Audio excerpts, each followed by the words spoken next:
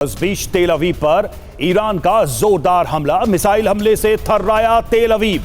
रिहायशी इलाके में ये मिसाइल गिरी है तो तेल अवीव में मिसाइल से हुआ है हमला और रिहायशी इलाके को टारगेट किया गया है इस हमले में।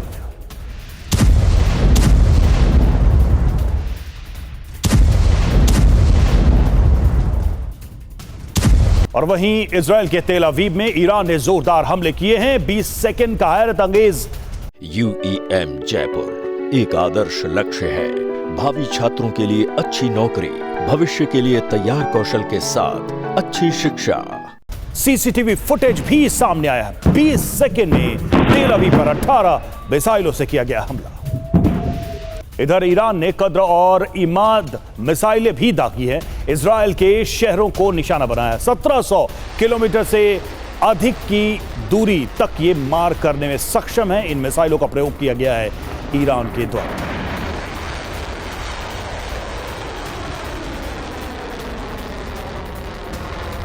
और ईरान का इजराइल पर भीषण अटैक। सड़क पर गिरी ईरानी मिसाइल। जी हां, मिसाइल गिरने के बाद सड़क पर गड्ढा बन गया। ये तस्वीरें उसी स्पॉट की हैं जहां पर ये मिसाइल गिरी थी और इससे एक बड़ा गड्ढा बन गया। देखिए, सड़क पर ये मिसाइल जहां पर गिरी थी उसी जगह की ये तस्वीरें हैं। कैसे एक बड़ा गड्ढा यहां इस मिसाइल के गिरने से बन गया है। लगातार मिसाइलों से हमला कर रहा है ईरान इजराइल के ऊपर।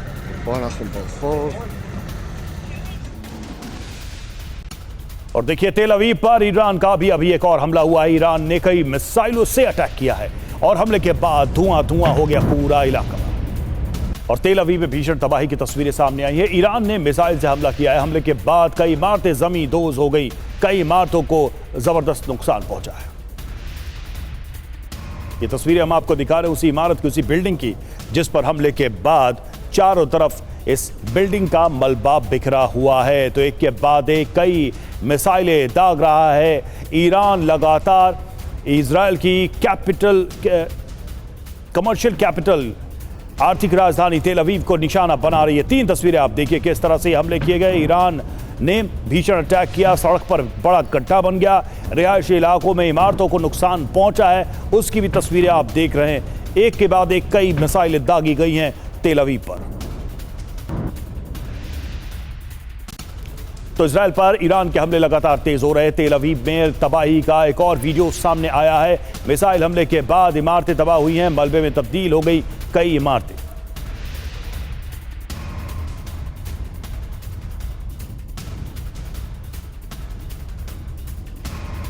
तो ईरान अपनी एक से बढ़कर एक मिसाइलों का प्रयोग इस जंग में कर रहा है। इजराइल पर हमले भी तेज कर दिए गए। इन मिसाइलों का प्रयोग करके ईरान ने दागी है खुर्रमशहर 4 मिसाइल। 1.5 टन की क्षमता वाली खुर्रमशहर 4 मिसाइल और खुर्रमशहर 4 लंबी दूरी के लिक्विड ईंधन वाली बैलिस्टिक मिसाइल है जिसका प्रयोग ईरान ने किया है।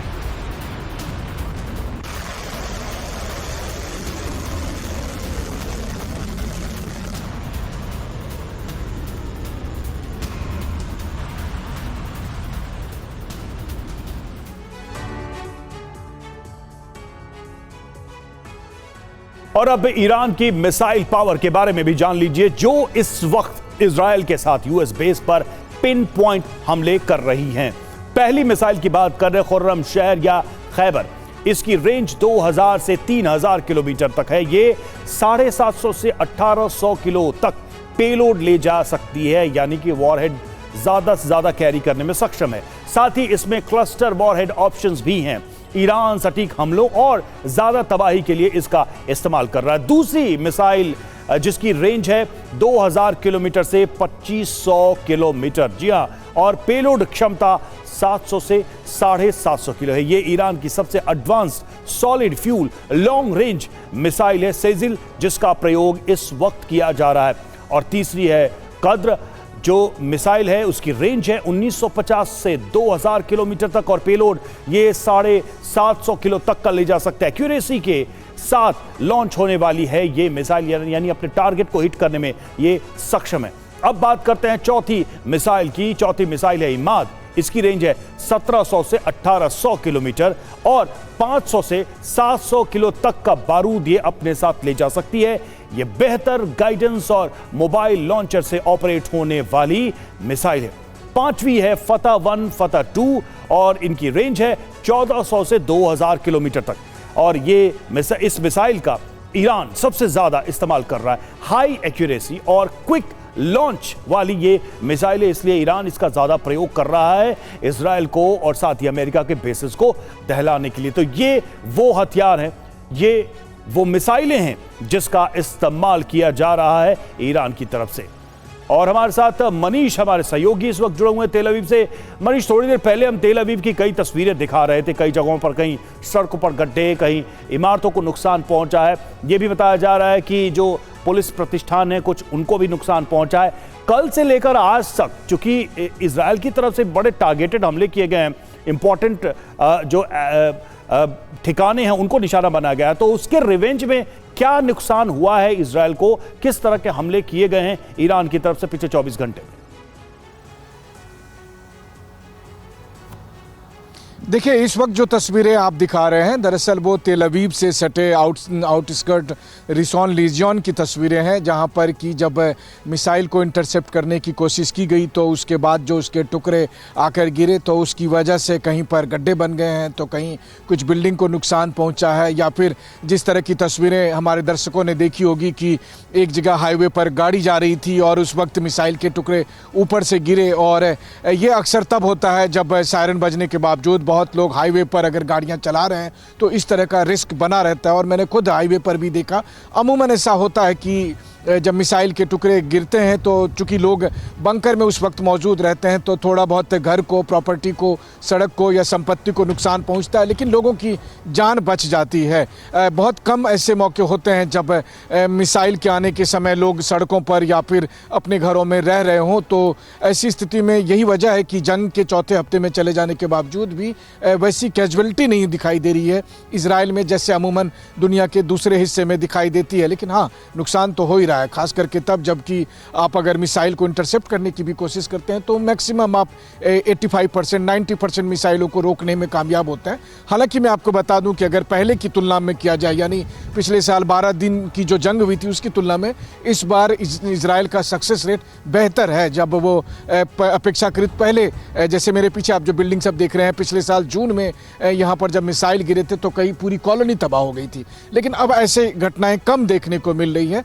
अक्सर ऐसा होता है कि जो तबाही हो रही है वो मिसाइल के टुकड़ों के गिरने से होती है, लेकिन कभी कभार एक दो मिसाइल डायरेक्ट हिट होती है, और जब डायरेक्ट हिट होती है तो ज़्यादा तबाही होती है, ज़्यादा विध्वंस होता है। यानी आप कह रहे हैं कि पिछली बार के अनुभव की वजह से इजराइल ने अपने आप को ज्यादा तैयार किया इस बार के हमलों से बचाने के लिए, और उसका इंपैक्ट, उसका प्रभाव भी हमें दिख रहा है। अमेरिका के डिएगो गार्सिया बेस पर अटैक हुआ, हिंद महासागर में अमेरिकी बेस पर मिसाइलें दागी गई हैं। ईरान से करीब 4000 किलोमीटर दूर है डिएगो गार्सिया। ईरान ने अमेरिकी बेस पर 2 मिसाइलें दागी है। वॉल स्ट्रीट जर्नल के हवाले से बड़ी खबर सामने आ रही है। ये आज की सबसे बड़ी खबरों में से एक है। डिएगो गार्सिया को निशान बनाया गया, 4000 किलोमीटर दूर मिसाइल से इसको हिट करने की कोशिश की गई है। एक बड़ा चैलेंज, बड़ी चुनौती, और कहीं ना कहीं अपनी मिसाइल ताकत का एक बड़ा डेमोन्स्ट्रेशन किया गया है ईरान की तरफ से। तो देखिए, मुस्तफा का प्रतिशोध, 4000 किलोमीटर दूर विस्फोट। 5 बड़ी खबरें आपके सामने हैं। पहली खबर कि पहली बार डिएगो गार्सिया बेस पर हमला किया गया। दूसरी खबर यह कि ईरान ने 2 मिसाइल से यूएस बेस पर हमला किया और ईरान की एक मिसाइल उड़ान के दौरान खराब हो गई, यह भी जानकारी सामने आ रही है। दूसरी मिसाइल इंटरसेप्ट हुई या नहीं, इसकी जानकारी नहीं है, कंफर्म नहीं है। और पांचवा कि ईरान ने मिसाइल ताकत से दुनिया को हैरान कर दिया। सवाल यह है कि ईरान ने 4000 किलोमीटर रेंज वाली किस मिसाइल से यह हमला किया है? क्या ईरान ने सीक्रेट तरीके से अपनी मिसाइल की रेंज को बढ़ा दिया? क्या ईरान ने यह हमला पास में मौजूद किसी अपनी सबमरीन से किया है? क्या ईरान के पास अमेरिका, यूरोप तक पहुंचने की भी ताकत है? ये सारे सवाल इस मिसाइल हमले के बाद पैदा हो रहे हैं। और देखिए डिएगो गार्सिया जो है वो क्यों महत्वपूर्ण है, क्यों कहा जा रहा है कि इसको टारगेट करके ईरान ने एक बड़ा और कड़ा संदेश देने का प्रयास किया है अमेरिका को। तो इसे भी समझने की कोशिश करते हैं। देखिए हिंद महासागर में अमेरिका और ब्रिटेन का बेस है ये। मध्य पूर्व यानी कि फारस की खाड़ी पहुंचना यहां से बहुत आसान है। हॉर्मुज स्ट्रेट हो, लाल सागर हो, मलक्का स्ट्रेट, इन सब के वो काफी करीब है। इंडो पैसिफिक में चीन पर लगाम लगाने के लिए इसकी बहुत बड़ी भूमिका है। अमेरिका के B-2, B-52 और B-1B बॉम्बर यहां पर तैनात है। एयरक्राफ्ट कैरियर, सबमरीन के लिए डीप वाटर पोर्ट है ये, और fuel depot, satellite communication command, ये सभी यहां पर मौजूद है। 1991 के खाड़ी युद्ध के दौरान बेस का इस्तेमाल किया गया। 2001 में अफगानिस्तान के खिलाफ भी यहीं से ऑपरेशन लॉन्च किया गया। तो एक पूरा का पूरा इतिहास है और इसकी अपनी एक उपयोगिता है। और ऐसे में ईरान ने अगर इसको टारगेट किया है तो इसका मतलब साफ है कि ईरान ये संदेश देने की कोशिश कर रहा है अमेरिका को कि हम कहीं भी अमेरिका को हिट करने में सक्षम हैं। मनीष हमारे साथ, हमारे सहयोगी जुड़े हुए हैं। मनीष, एक बात तो बहुत साफ है कि डिएगो गार्सिया को हिट किया नहीं किया, लेकिन इंटेंट ईरान ने अपना साफ कर दिया है कि वो लंबे समय तक और लंबी दूरी तक मार करने की तैयारी में है, उसकी क्षमता है ऐसी।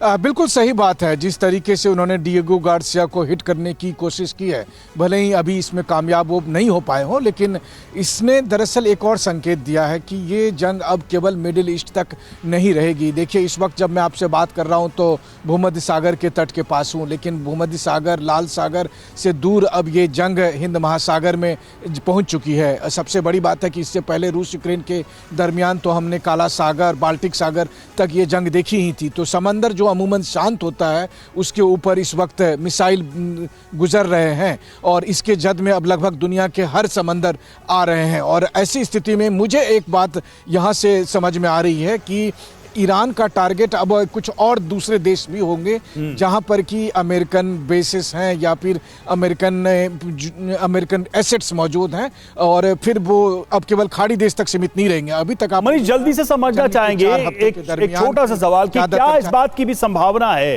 कि ईरान ने लॉन्ग रेंज की घातक मिसाइलें बना ली हैं या वो कैपेसिटी डेवलप कर ली है? ये डेमोन्स्ट्रेशन क्या कहता है?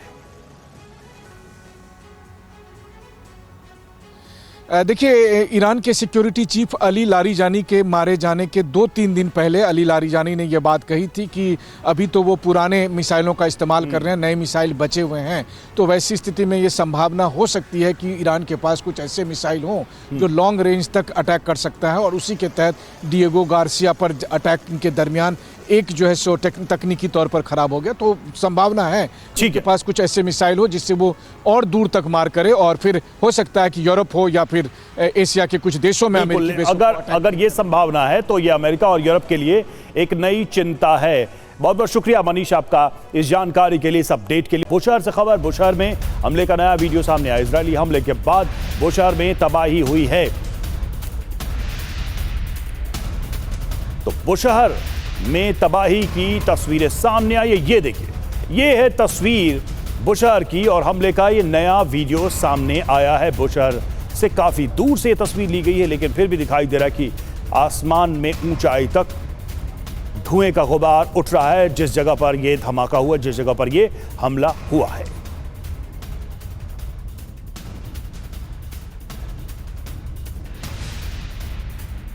तो देखिए किस तरह से धुएं का एक बड़ा मशरूम दिखाई दे रहा है बुशहर में। यहां पर अटैक किया गया और इस अटैक के बाद जिस स्पॉट पर, जिस लोकेशन पर यह हमला हुआ, वहां की तस्वीरें सामने आई हैं। तो ये हमला हो रहा है ईरान के ऊपर और इजरायल भी लगातार अपने टारगेट्स को हिट करने की कोशिश कर रहा है।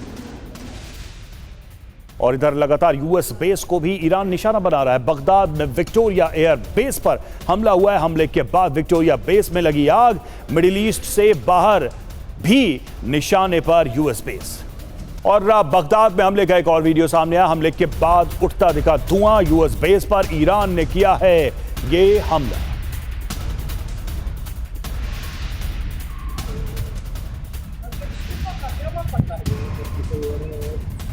तो देखिए, ईरान में पहली बार 4000 किलोमीटर दूर डिएगो गार्सिया बेस पर हमले की ईरान की तरफ से कोशिश की गई है। और ऐसे में आपको यह भी जान लेना चाहिए कि वो कौन कौन से यूएस बेस हैं जिन पर अब हमले का खतरा बढ़ गया है या खतरा ज्यादा मंडरा रहा है। पहला है डिएगो गार्सिया बेस, जिस पर यह अटैक हुआ है, हिंद महासागर में यह है और ईरान से इसकी दूरी लगभग 3600 से 3800 किलोमीटर, लगभग 4000 किलोमीटर है। और इसका उपयोग US B-2 bomber, submarine support और यूएस एसेट्स की तैनाती के लिए करता है। और इसके अलावा इसिर लिंक एयरबेस यानी तुर्की में की बात करें, वहां वो ईरान से लगभग 1200 से 1500 किलोमीटर दूर है। नेटो बेस है ये और यूएस एयरफोर्स के फाइटर जेट्स यहां पर तैनात है, जिसका इस्तेमाल अमेरिका करता है। और इसके अलावा RAF एक्रोटिरी जो साइप्रस में है, ईरान से दूरी इसकी 1500 से 1800 किलोमीटर है। यूके बेस है, यूएस ट्रुप्स भी यहां पर मौजूद हैं। चौथा है नेवल एयर स्टेशन सिगोनेला जो इटली में है और ईरान से इसकी दूरी 2500 से 3000 किलोमीटर है। उपयोग इसका देखिए, यूएस का ये छठा बेड़ा यहां रुकता है। इटली का AIR बेस भी है, इनकी दूरी वही है जो ईरान के इस मिसाइल के रेंज में है। और देखिए, रामस्टीन एयरबेस जो कि जर्मनी में है, ईरान से दूरी इसकी 3500 से 4000 किलोमीटर है। यूएस की 37वीं एयरलिफ्ट स्क्वाड्रन यहां पर रहती है। इसीलिए जो डिएगो गार्सिया पर हमला हुआ है, उससे इन देशों में जो बेसिस हैं उनकी भी चिंता बढ़ गई है। और देखिए, इजराइल में हाइफा के पास नहारिया इलाके में ईरान मिसाइल हमले के बाद जो तबाही हुई है, वो भी हम आपको दिखा रहे हैं। TV9 भारतवर्ष की टीम उस जगह पर पहुंची, देखिए रिपोर्ट। इस वक्त आप देख सकते हैं कि हम उस जगह पर मौजूद हैं जिसको आप नहारिया के उन इलाकों में देखते हैं जहां पर कि ईरान के मिसाइल आए। मुख्य तौर पर हिजबुल्लाह ने यहां पर अटैक किया था और ठीक इसी जगह पर वो मिसाइल के टुकड़े आकर गिरे और जिसकी वजह से यहां पर एक गड्ढा हो गया था। और इसका इम्पैक्ट ये पड़ा कि ये जो घर आप देख रहे हैं, ये पहला घर, ये पूरी तरह से क्षतिग्रस्त। यहाँ पर गाड़ी रखी हुई थी, वो गाड़ी ख़त्म हो गई। दूसरा घर आप देखिए, दूसरे घर की ये स्थिति है। तीसरे घर की स्थिति ये देख लीजिए, तीसरे घर की स्थिति क्या हुई है। वहीं उसके बाद जो चौथे घर की स्थिति है वो देख लीजिए। तो कुल मिलाकर 4-5 घर ऐसे हैं जिस घर की स्थिति बहुत ही भयावह हो गई थी, बहुत ही ख़राब स्थिति यहाँ पर बन गई थी। हम आपको चौथे घर की स्थिति भी दिखाते हैं। Thank you so much sir, thank you so much. और इस घर की स्थिति आपको दिखाते हैं, ये देखिए। तो ये असर है रॉकेट के हमले का कि जब रॉकेट गिरते हैं, रॉकेट के हमले की वजह से इस तरह की तबाही मच रही है। इस तरह की ना केवल तबाही का असर साफ तौर पर यहाँ दिखाई दे रहा है, बल्कि जो इन घरों में रहने वाले लोग हैं, अब आप सोचिए, ये घर जो कि काफ़ी आबाद रहा होगा, यहाँ पर लोग रह रहे थे, फैमिली रह रही थी, कैसे जलकर खाक हो गया। और इस बीच देखिए, ईरान ने UAE को धमकी दी है और रास अल खैमाह में हमले की चेतावनी दी है। IRGC ने कई इलाकों को खाली करने के लिए कहा है। रास अल खैमाह से ईरान पर हुआ था हमला, जिसको लेकर अब ये चेतावनी ईरान ने जारी की है।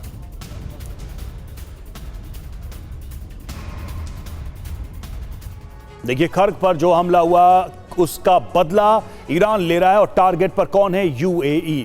क्यों नाराज है ईरान UAE से, यह भी देखिए। UAE से ईरान पर हमले किए गए। IRGC ने UAE को चेतावनी दी, US सैन्य ठिकाने तबाह कर देंगे। पोर्ट डॉक में US सैनिकों के छिपे होने की भी आशंका है IRGC को। कई बंदरगाह ईरान के टारगेट पर भी हैं। आबादी वाले इलाके में ये बंदरगाह हैं। लोगों से यहां से चले जाने की अपील भी की गई है ईरान की तरफ से।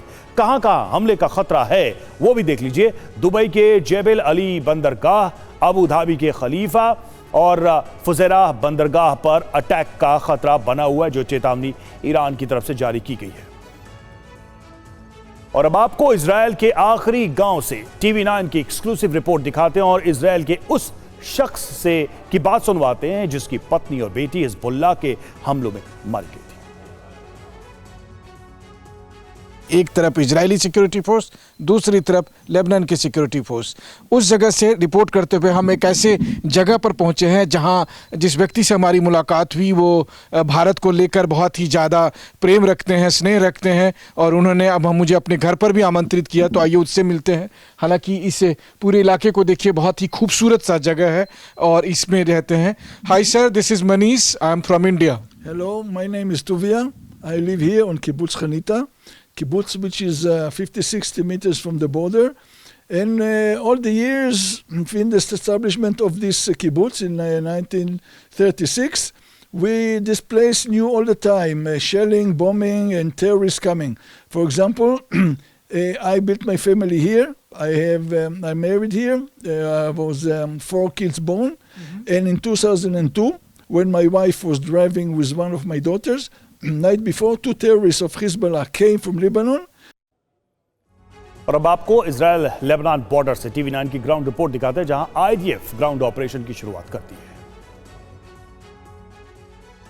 इस वक्त हम मौजूद हैं ठीक इस जगह पर, जो कि इजराइल और लेबनान के बीच का बॉर्डर इलाका है। और आप देखिए इस पर जो ये बॉर्डर का जो पॉइंट है, जो रोशन हनिकरा नाम जगह है, यहाँ से आप देखिए कि बेरूत के बारे में लिखा हुआ है कि बेरूत 120 किलोमीटर की दूरी पर स्थित है।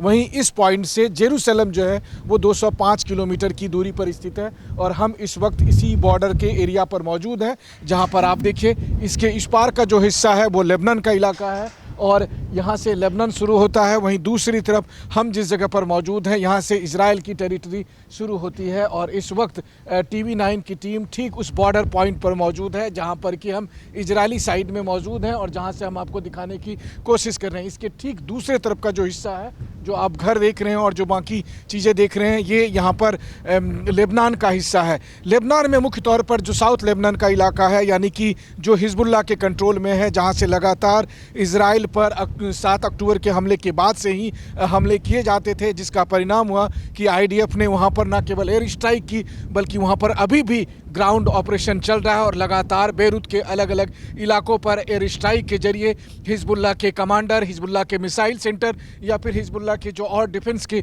जो एसेट्स हैं उन सबको ख़त्म करने की कोशिश की जा रही है। वहीं दूसरी तरफ इजराइल पर भी हिजबुल्लाह की तरफ से अटैक हो रहा है। और सबसे बड़ी बात यह है कि लगभग 2.5 साल से अधिक समय से हिजबुल्लाह पर लगातार स्ट्राइक के बावजूद आज भी हिजबुल्लाह इस कदर पावरफुल है कि वो नॉर्थ इजराइल के बहुत से इलाके में, चाहे वो हाइफा हो, गलीली हो, किरियात सिमोना हो, मेतुला हो, इन सब इलाकों में, या नहारिया हो, इन सब इलाकों में वो अटैक करने की स्थिति पर होता है।